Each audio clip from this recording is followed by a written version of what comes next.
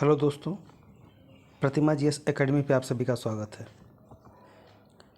दोस्तों, घटनासार 2025 का राष्ट्रीय करंट कंप्लीट हो चुका है।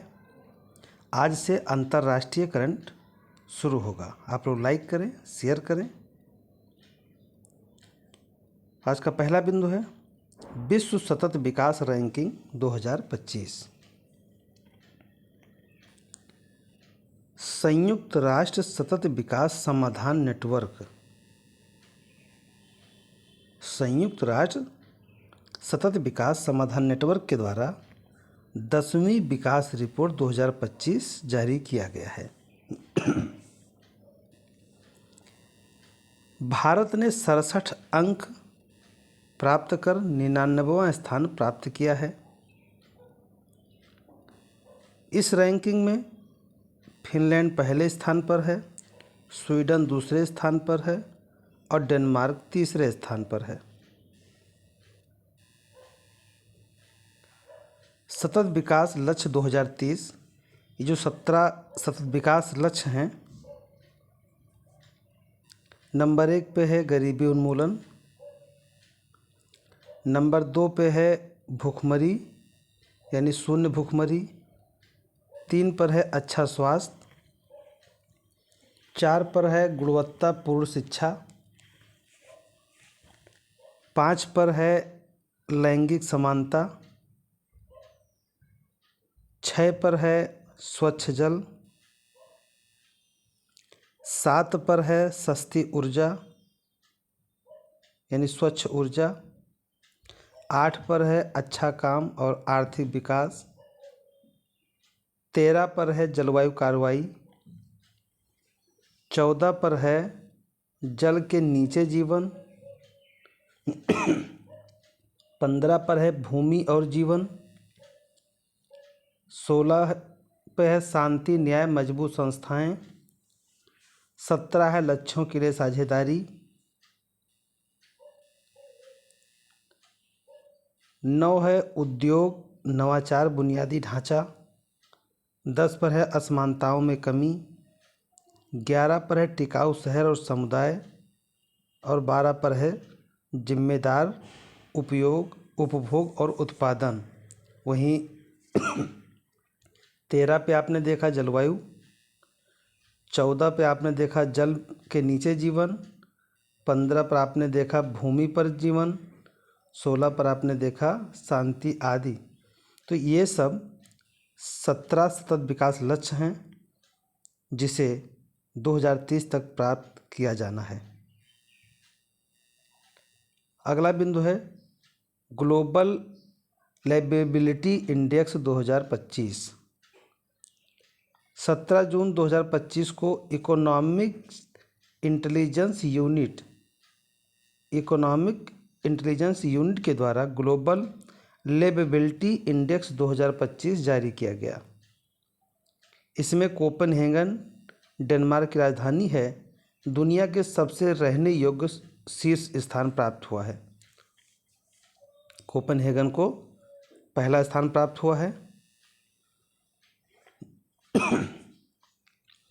वहीं वियना ऑस्ट्रिया की राजधानी है, दूसरा स्थान है। ज्यूरिख स्विट्जरलैंड का एक शहर है, इसे तीसरा स्थान प्राप्त हुआ है। वहीं दमिश्क जो सीरिया का एक शहर है, सीरिया की राजधानी भी है, को दुनिया का सबसे कम रहने योग्य यानी अंतिम स्थान प्राप्त हुआ है। भारत के शहर दिल्ली और मुंबई को संयुक्त रूप से 141वां स्थान प्राप्त हुआ है। अगला बिंदु है 34वां नाटो शिखर सम्मेलन 2025। 24-25 जून को नीदरलैंड के हेग में 34वां नाटो सम्मेलन आयोजित किया गया। हेग में होने वाला पहला नाटो देशों का शिखर सम्मेलन है। सम्मेलन में सदस्य देश ने नाटो के रक्षा व्यय को अपने जीडीपी का बढ़ा करके 5% करने का सहमति व्यक्त किया है। यानी जो नाटो देशों के कुल जीडीपी है उसका 5% कम से कम रक्षा व्यय में किया जाएगा। 2026 का नाटो का 35वां शिखर सम्मेलन तुर्की में किया जाएगा। अगला बिंदु है वैश्विक शांति सूचकांक 2025। Institute for Economics and Peace के द्वारा विश्व शांति सूचकांक 2025 जारी किया गया। 2008 से लगातार आइसलैंड शीर्ष पर बना हुआ है। 2025 में रूस सबसे निचला स्थान 163वां प्राप्त किया है। वहीं भारत 115वां स्थान है, जो कि पिछले वर्ष भारत का 116वां स्थान था।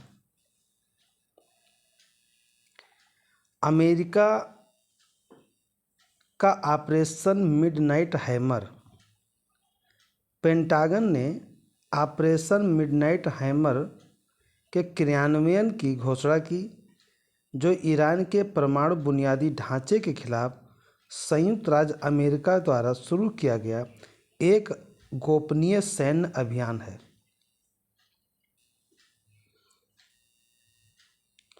ऊर्जा संक्रमण सूचकांक 2025 विश्व आर्थिक मंच द्वारा आयरलैंड स्थित एक्सचेकर के सहयोग से जारी किया जाता है। भारत को 118 देशों में 71वां स्थान प्राप्त हुआ है 2025 में। वहीं 2024 में इसे 63वां स्थान मिला था। ऊर्जा संक्रमण सूचकांक 2025 में भारत को 71वां स्थान प्राप्त हुआ है।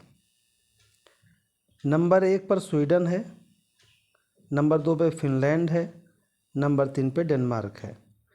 कांगो को अंतिम स्थान प्राप्त हुआ है, अफ्रीकी देश है। इसके शीर्षक है fostering effective energy transition 2025। Fostering effective energy transition 2025 शीर्षक है।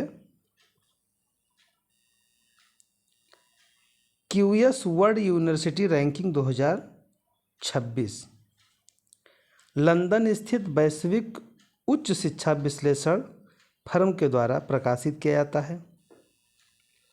विश्व के 5 शीर्ष यूनिवर्सिटी हैं, जिनमें नंबर